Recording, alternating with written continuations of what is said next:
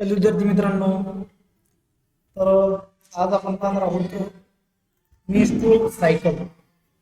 Menstrual cycle मध्ये आपण पाहणार की फिमेल रिप्रोडक्टिव्ह सिस्टीम मध्ये प्रत्येक मंथ मध्ये काय सायक्लिकल चेंजेस होत असतात.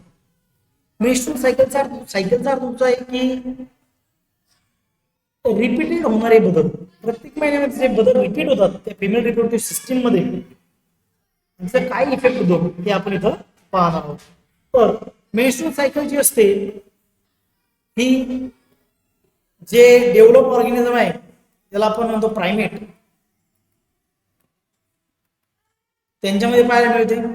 सायकल ही दोन प्रकारची असते, एक ओइस्ट्रस सायकल, दुसरी मेन्स्ट्रुअल सायकल. ओइस्ट्रस सायकल ही गोट, काऊ, बफॅलो यांच्यामध्ये होते. तर मेन्स्ट्रुअल सायकल ही मंकी, ॲप, ह्युमन यांच्यामध्ये होत असतो. तर काय काय चेंजेस घडतात ते आपल्या ह्या टॉपिक मध्ये शिकायचं आहे. एकदम इंटरेस्टिंग टॉपिक हा होणार आहे. यामध्ये आपल्याला बरंचसं नॉलेज मिळणार जे आपण एन्जॉय करू शकतो. ठीक आहे, त्या नॉलेजला. तर चला सुरू करूया. The reproductive cycle in female primate, that is monkey, ape and human being. म्हणजे ते रिप्रोडक्टिव्ह चेंजेस जे होतात एखाद्या फिमेलमध्ये प्रायमेटच्या, जसं की एक्झाम्पल दिलं, मंकी दिलं, ॲप दिलं, ह्युमन बिंग आहे. It's called menstrual cycle. त्याला काय म्हणतो आपण? Menstrual cycle. सायकल म्हणजे कंप्लीट तोच बदल होत राहील. The first menstruation begins at puberty is called menarche. जेव्हा फर्स्ट मेन्स्ट्रुअल सायकल येणार, फर्स्ट मेन्स्ट्रुअल सायकल,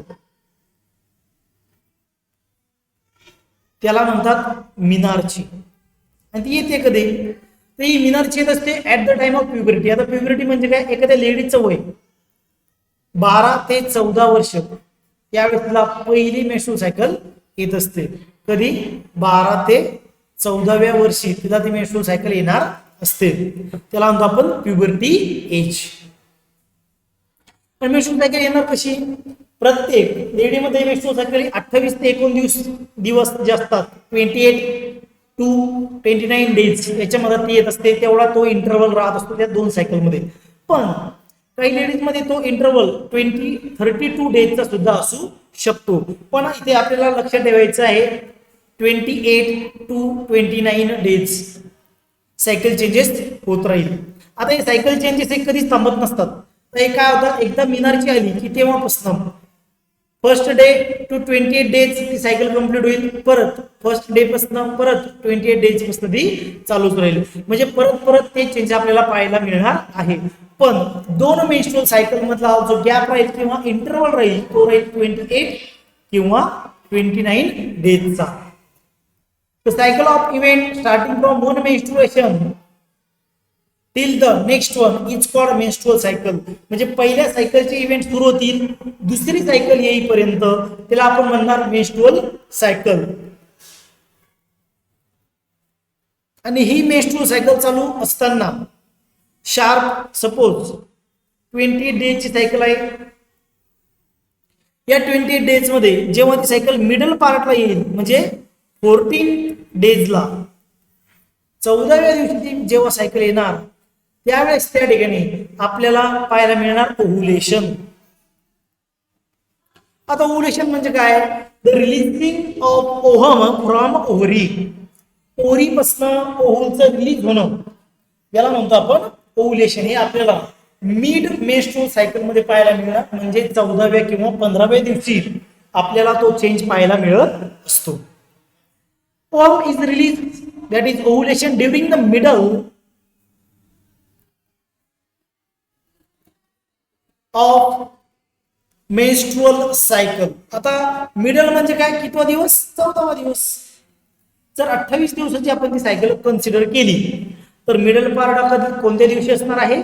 तर तो येणार 14व्या दिवशी. त्या ठिकाणी तिचं ओव्हुलेशन घडणार आहे. म्हणजे ते जे ओहम आहे तो त्या ओव्हरीमधून रिलीज होणार असतो. तर या ठिकाणी आपल्याला एक डायग्राम दिलेली आहे. म्हणजे आपण या ठिकाणी पाहू शकतो की एक जनरल काय इव्हेंट त्या ठिकाणी घडतात त्या फिमेलमध्ये ते आपल्या या ठिकाणी दिसणार आहे. तर चला बघूया.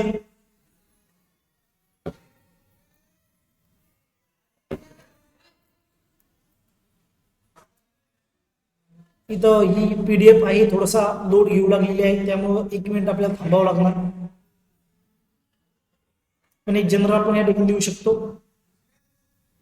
फर्स्ट डे, 14th डे आणि 28th डे हा फर्स्ट डे परत. आणि जी मेन्स्ट्रुअल सायकल आहे ही जनरली आपण 4 पार्टमध्ये डिवाइड करू शकतो. पहिलं युटेराइन इव्हेंट, युट्रसमध्ये काय बदल घडू लागलेले आहेत. त्यानंतर ओव्हेरियन हार्मोन लेवल, त्यानंतर ओव्हेरियन इव्हेंट, त्या ओव्हरीमध्ये काय काय इव्हेंट घडत आहेत, आणि लास्ट पिट्युटरी हार्मोन लेवल, जे पिट्युटरी हार्मोन आहे त्यांची लेवल काय आहे ते आपल्या इथं पाहायला मिळत आहे.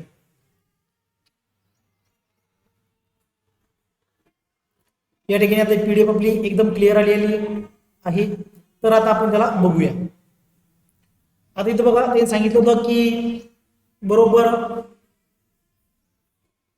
गॅप राहणार किती दिवसाचा, 28 ते 29 दिवसाचा गॅप राहील.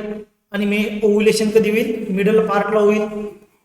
प्रत्येक मेन्स्ट्रुअल सायकल मध्ये बरोबर अर्ध्या मेन्स्ट्रुअल सायकल कंप्लीट झाली की तेव्हा काय होत असते, ओव्युलेशन घडत असते. म्हणजे 1 ओहम त्या ठिकाणी रिलीज होणार आहे.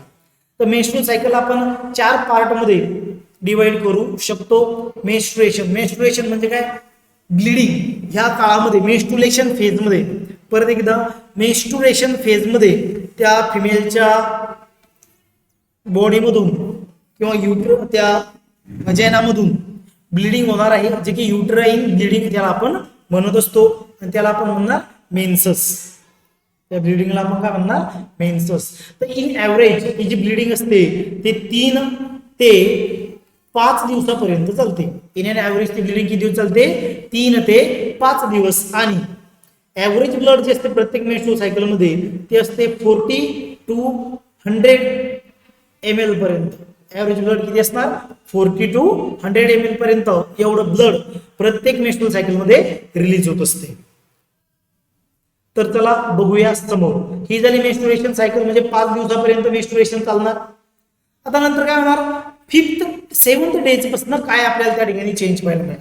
आता 7व्या दिवसापासून जी दुसरी फेज असणार ती सुरू होते, त्याला आपण म्हणतो फॉलिक्युलर फेज. म्हणजे या फेजमध्ये जे हार्मोन्स असतात त्यांची लेवल काय व्हायला लागणार, वाढायला लागणार. आता कोणते कोणते हार्मोन, तर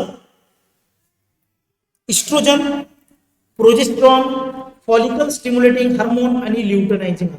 कोणाकोणाची लेवल वाढायला लागणार इथं, follicle stimulating hormone, luteinizing hormone, progesterone आणि इस्ट्रोजन. जर FSH म्हणजे फॉलिकल स्टिम्युलेटिंग हार्मोन आणि LH ल्युटेनायझिंग हार्मोन हे रिलीज केले जातात पिट्युटरी ग्लँड कडून. त्यांना कोण रिलीज करणार, पिट्युटरी ग्लँड. तर इस्ट्रोजन आणि प्रोजेस्टेरॉन हे जे हार्मोन आहेत हे रिलीज केले जातील ओव्हरियन हार्मोन. त्याला काय म्हणतात आपण, ओव्हरियन हार्मोन. ओव्हरियन हार्मोन का म्हणलं आपण त्यांना, कारण ते हार्मोन ओव्हरी रिलीज करत असते. ठीक आहे. नंतर समोर जेव्हा आपण पोहोचणार 14th डे म्हणजे मेन्स्ट्रुअल सायकलच्या एक्झॅक्ट मिडल पार्टला, त्यावेळेस तिथे 1 ओहम रिलीज होत असतो, म्हणजे ओव्हुलेशन घडत असते. त्या मॅच्युअर फॉलिकल मधून ती मॅच्युअर ग्रॅफाईन फॉलिकल ती लेअर ब्रेक होऊन त्याच्यामधून ओव्हुल बाहेर पडत असतो. 14व्या दिवशी किंवा 15व्या दिवशी त्या प्रोसेसला आपण म्हणत असतो ओव्हुलेशन. आता ओव्हुलेशनच्या दिवशी हार्मोनच्या लेवलचा विचार केला तर FSH आणि LH आणि त्याचबरोबर इस्ट्रोजन हार्मोन याची संख्या जास्त असणार आहे. कोणाकोणाची, LH, FSH आणि इस्ट्रोजन हार्मोन या हार्मोनची संख्या 14व्या दिवशी सायकल मध्ये सगळ्यात जास्त राहत असते. ठीक आहे. त्यानंतर समोरची स्टेज असते ल्युटेनियल फेज. आता ल्युटेनियल फेज मध्ये काय होणार, ल्युटेनियल फेज मध्ये त्याला आपण म्हणतो सिक्रिटरी फेज, त्याला म्हणतो आपण सिक्रिटरी फेज सुद्धा म्हणत असतो. ती 17व्या दिवसापासून सुरू होत असते. कधीपासून सुरू होणार, ती 17व्या दिवसापासून सुरू होणार आहे. त्यामध्ये जर मेन्स्ट्रुअल सायकल तेव्हाच येणार जेव्हा फर्टिलायझेशन झालं नाही. मेन्स्ट्रुअल सायकल कधी होणार आहे, जेव्हा फर्टिलायझेशन झालेलं नाही. मग आता काय होणार की ते जे ओव्हुलेशन आहे, ओव्हुलेशन झालेलं आहे, तो जो ओव्हुल होता तो आता डेव्हलप होईल कॉर्पस ल्युटियम मध्ये. आता तो कसं कन्वर्ट होईल कार्पस ल्युटियम मध्ये, आणि नंतर तो डिजनरेट व्हायला सुरुवात करेल जर तो फर्टाईल झालेला नसेल तर, आणि समोरच्या मेन्स्ट्रुअल सायकल मध्ये तो रिलीज होऊन जाणार आहे. तर बघूया आपण आता थेअरी मध्ये काय काय आहे. तर the major event of menstrual cycle are shown in figure. वरच्या डायग्राम मध्ये आपण जे मेजर इव्हेंट घडत असतात मेन्स्ट्रुअल सायकल मध्ये ते आपण इथं डिस्कस केले आहेत. The cycle start with menstrual phase. म्हणजे पहिली फेज कोणती असते, menstrual phase. When menstrual flow occur at last 3 to 5 days. Menstrual phase म्हणजे काय, ज्या फेज मध्ये ब्लिडिंग होत असते, ही ब्लिडिंग फेज 3 ते 5 दिवसापर्यंत चालते. किती दिवस चालणार, 3 ते 5 दिवस. ऍव्हरेज ब्लड 40 ते 100 ml यामधून रिलीज होत असते. ठीक आहे. आता हे मेन्स्ट्रुअल किंवा मेन्स्ट्रुएशन हे कशामुळे झालेलं आहे, menstrual flow result due to breakdown of endometrial lining of the uterus. आता आपण काल बघितलं होतं युटेरसला 3 लेअर असतात, पेरिमेट्रियम, मायोमेट्रियम आणि तिसरी एंडोमेट्रियम. आता हे जे मेन्स्ट्रुएशन होणार आहे तर हे होणार जी एंडोमेट्रियल लेअर आहे त्याच्या लाइनिंगचं ब्रेकडाऊन झाल्यामुळे. It blood vessels which form liquid that comes out through vagina. आणि त्यामुळे काय होईल त्या ठिकाणी की त्याचे ब्लड वेसल्स होत्या त्या एंडोमेट्रियल लेअरच्या त्या ब्रेकडाऊन होईल आणि तिथून जे लिक्विड हे बाहेर पडेल थ्रू द वजाइना. वजाइना मधून ते लिक्विड बाहेर पडणार आहे, त्याला आपण मेन्स्ट्रुएशन म्हणतो. Menstruation only occur if. आता हा पॉइंट आपल्याला लक्षात ठेवायचा आहे की मेन्स्ट्रुएशन हा नेमकं कधी घडणार आहे. मेन्स्ट्रुएशन तेव्हाच घडेल जेव्हा त्या ओव्हुलचं फर्टिलायझेशन झालं नाही. तो ओव्हम जर फर्टाईल झाला नसेल तरच मेन्स्ट्रुएशन होणार आहे. जर एक हा फर्टाईल झाला म्हणजे झायगोट तयार झाला, एम्ब्रिओ तयार झाला, तर त्यानंतर मेन्स्ट्रुएशन घडणार नाही. आणि हे एक परफेक्ट इंडिकेशन आहे. मेन्स्ट्रुएशन न होणं हे एक परफेक्ट इंडिकेशन आहे कशाचं, प्रेग्नन्सीचं. ठीक आहे, कशाचं इंडिकेशन असणार ते, प्रेग्नन्सीचं. Lack of menstruation may be indicative of pregnancy. पण कधी कधी काय होत असते की एखादी लेडीची हेल्थ परफेक्ट नाहीये, ती लेडी बिमार आहे, ब्लड कमी आहे, स्ट्रेस आहे, पुअर हेल्थ आहे, तर अशा कंडिशन मध्ये सुद्धा मेन्स्ट्रुएशन होत नाही. मग त्यावेळेस आपण असं म्हणू शकत नाही की ती लेडी प्रेग्नेंट आहे. काय काय कंडिशन शकतात, मेंटल स्ट्रेस, पुअर हेल्थ म्हणजे बिमार असणार नेहमी, ब्लड कमी असणार, तर त्यावेळेस सुद्धा मेन्स्ट्रुएशन घडणार नाही. Lack of menstruation may indicative of pregnancy. However it may also be caused due to other underlying consequences. कोणते कारण त्या ठिकाणी होऊ शकतात, स्ट्रेस अँड पुअर हेल्थ. कोणते कारण होऊ शकतात तिथं, स्ट्रेस आणि poor health etcetera. The menstrual phase is followed by the follicular phase. आता मेन्स्ट्रुअल फेजच्या नंतर कोणती फेज येणार, फॉलिक्युलर. आता फॉलिक्युलर फेज म्हणजे काय, ज्यामध्ये हार्मोन्सचं इन्क्रीमेंट होणार आहे. कोणतं हार्मोन, FSH आणि LH. FSH आणि LH या हार्मोनची संख्या त्या ठिकाणी आता हळूहळू वाढायला लागेल. हे हार्मोन कोण रिलीज करणार? पिट्युटरी ग्लॅन्ड. या हार्मोनला कोण रिलीज करणार? पिट्युटरी ग्लॅन्ड. आणि त्याचबरोबर ओव्हरीमध्ये दोन हार्मोनची संख्या वाढणार परत, इस्ट्रोजन आणि प्रोजेस्टेरॉन. कोणते कोणते हार्मोन ओव्हरीमध्ये वाढणार? इस्ट्रोजन आणि प्रोजेस्टेरॉन. तर या दोन हार्मोनची संख्या त्या ठिकाणी, या दोन हार्मोनचं प्रमाण त्या ठिकाणी वाढायला लागणार आहे. During this phase the primary follicle in the ovary grow become a mature Graafian follicle. आपण काल बघितलं होतं प्रायमरी फॉलिकल म्हणजे काय. तर प्रायमरी फॉलिकलचा अर्थ असतो ते फिमेलच्या ओव्हरीमध्ये असणारे जे एग असतात ते प्रोफेज फर्स्ट मध्ये रेस्ट झालेले असतात. आता ते ग्रो होऊन, प्रायमरी फॉलिकल्स ग्रो होऊन कशामध्ये कन्वर्ट होईल? ग्राफेन फॉलिकल. म्हणजे त्याच्या बाहेरून एक लेअर तयार होईल, त्याला काय म्हणतो आपण? Graafian follicle. Simultaneously endometrium of uterus regenerate through proliferation. आणि या ठिकाणी पॉलिफरेशन झाल्यामुळे युटरसची जी एंडोमेट्रियल लेअर आहे ती सुद्धा रिजनरेट व्हायला लागेल. कारण एंडोमेट्रियम लेअर हे प्रेग्नन्सीला मेंटेन करण्यासाठी गरजेची असते.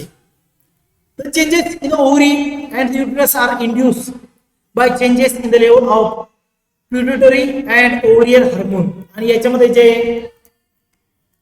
युटरस मध्ये चेंज होत लागलेले आहेत ते चेंज होण्याचं कारण पिट्युटरी हार्मोन कोणते कोणते? FSH फॉलिकल स्टिम्युलेटिंग हार्मोन आणि LH ल्युटेनायझिंग हार्मोन हे हार्मोन रिस्पॉन्सिबल असतात.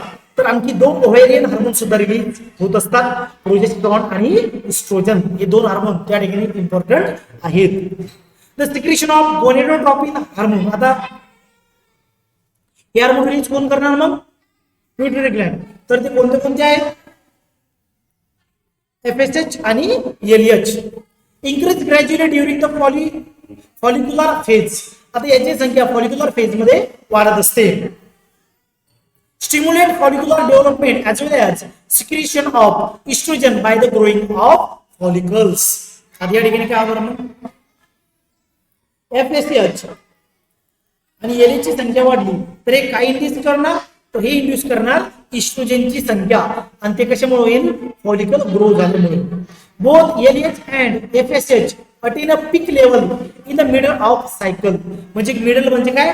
14व्या दिवशी याची लेवल सगळ्यात जास्त राहील. आणि ज्या वेळेस FSH आणि LH चे हार्मोन्स लेवल सगळ्यात जास्त असते त्यावेळेस ओव्हुलेशन घडत असते. म्हणजे मॅच्युअर ग्राफाईन मधून तो ओहम हा रिलीज होत असतो. Rapid secretion of LH leading to its maximum level during the mid cycle and called LH surge.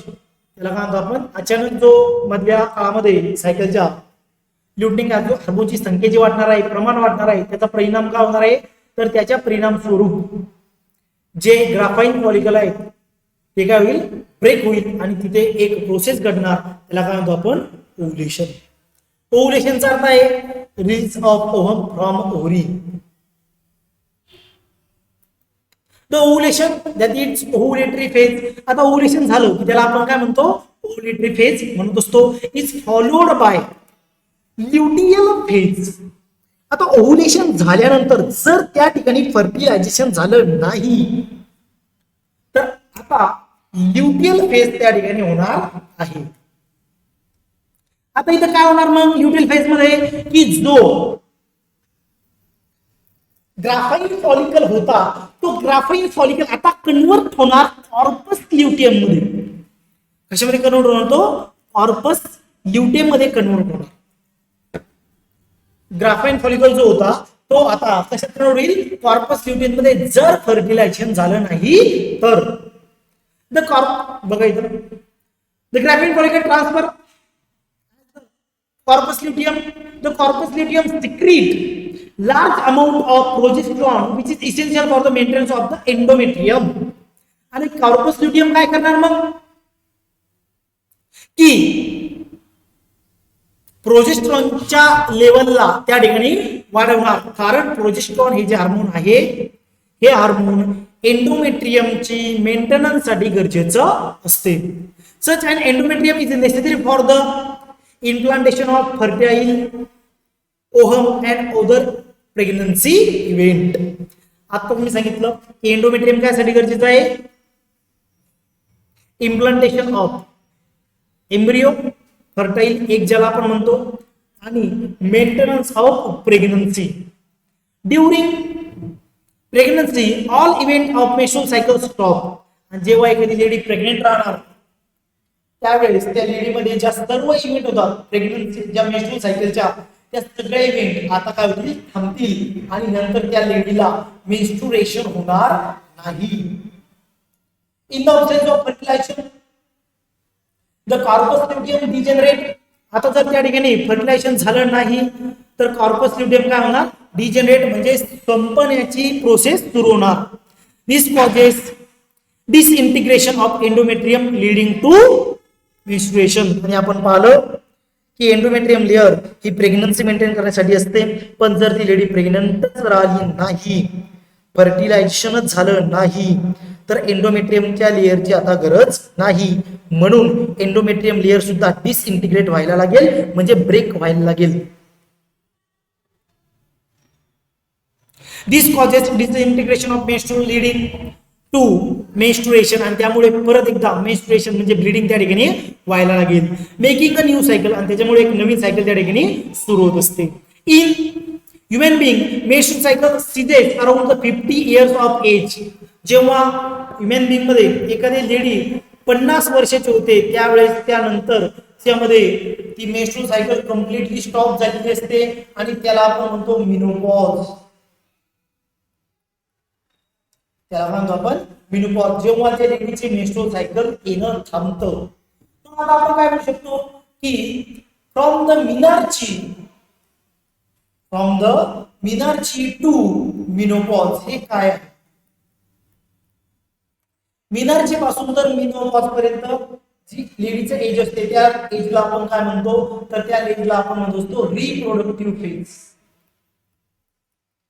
फिमेलच्या body मधील किंवा फिमेलच्या एज किंवा फिमेलच्या लाईफ मधील मिनार्ची पासून तर मेनोपॉज पर्यंत जो काही काळ असणार त्याला आपण काय म्हणणार, रिप्रोडक्टिव्ह पार्ट किंवा रिप्रोडक्टिव्ह एज किंवा फर्टाइलिटी एज त्याला आपण म्हणत असतो, कारण त्या एज मध्ये ती लेडी प्रेग्नेंट राहू शकते. That is term as menopause. आणि त्या लेडीचं 50व्या वर्षानंतर जर मेन्स्ट्रुएशन थांबलं तर त्याला आपण मेनोपॉज म्हणत असतो. Cyclical menstruation is an indicator of normal reproductive phase and extend between menarche to menopause. लेडीमध्ये जर दर महिन्यात सायकल चेंजेस येत असतील तर आपण असं म्हणू शकतो की त्या लेडीची रिप्रोडक्टिव्ह एज किंवा रिप्रोडक्टिव्ह हेल्थ ही नॉर्मल आहे.